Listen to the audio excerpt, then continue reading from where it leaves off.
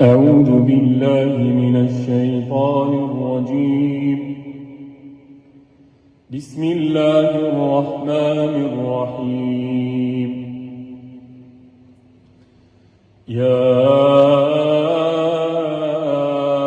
أيها الذين آمنوا اتقوا الله حق تقاته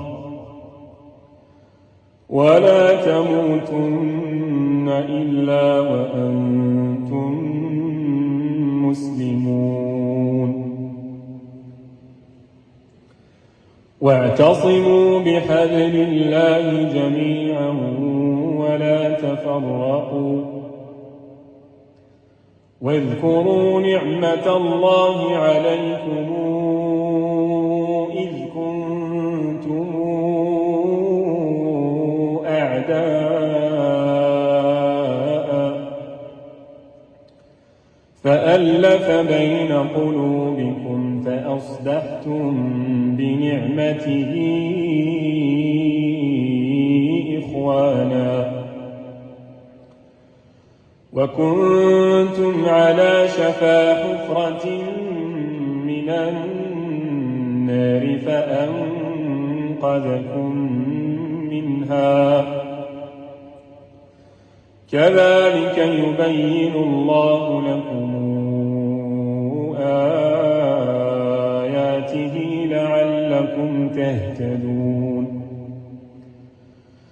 ولتكن منكم أمة يدعون إلى الخير ويأمرون بالمعروف وينهون عن المنكر وأولئك هم المفلحون. ولا تكونوا كالذين تفرقوا واختلفوا من بعد ما جاءهم البينات وأولئك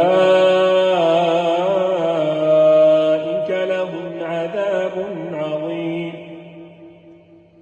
يوم تبيض وجوه وتسود وجوه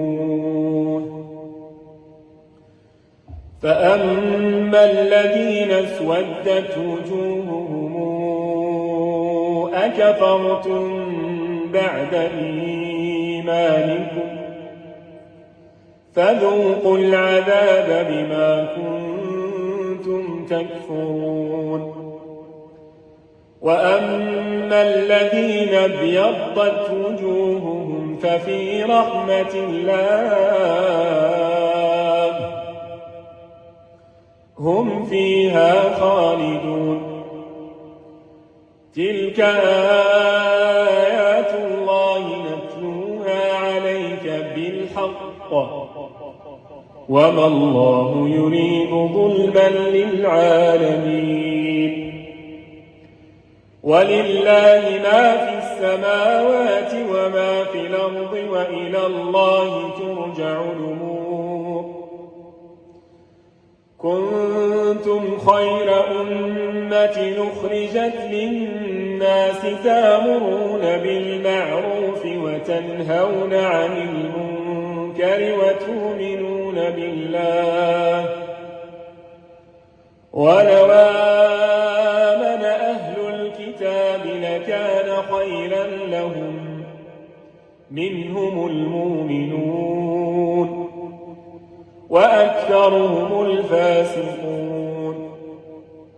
لن يضروكم إلا أذى وإن يقاتلوكم يولوكم الأدبار ثم لا ينصرون.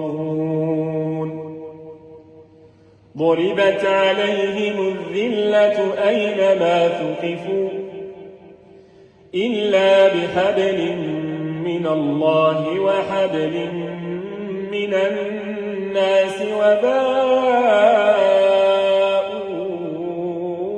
بغضب من الله وضربت عليهم المسكنة ذلك بأنهم كانوا يكفرون بآيات